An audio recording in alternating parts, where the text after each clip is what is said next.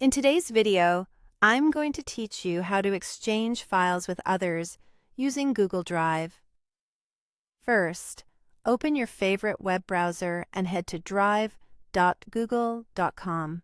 If you're not already signed in, you'll be prompted to log in to your Google account. Make sure you're signed in with the account you want to use for sharing, especially if you switch between personal and work profiles.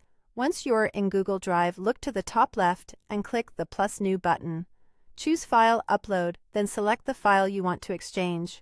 You can pick one file or multiple files, and they can be of various types, like documents, images, or videos. You'll see an upload status indicator at the bottom right. Larger files may take a bit longer, so let the upload finish completely before moving on. When the upload is done, find the file in your Drive.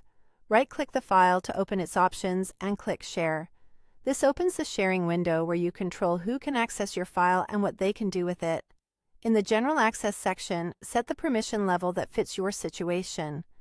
Viewer lets people see the file without making changes. Commenter allows them to leave comments and suggestions without editing the content itself.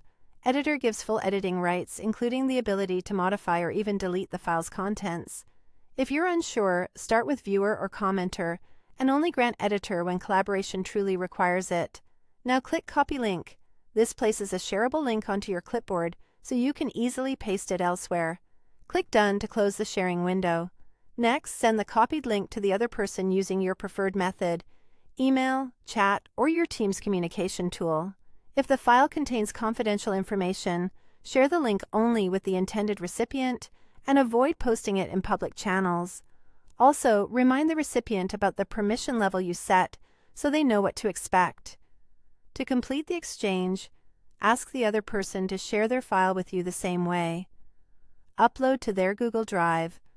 Open the share window. Choose the appropriate permission level. Copy the link and send it to you.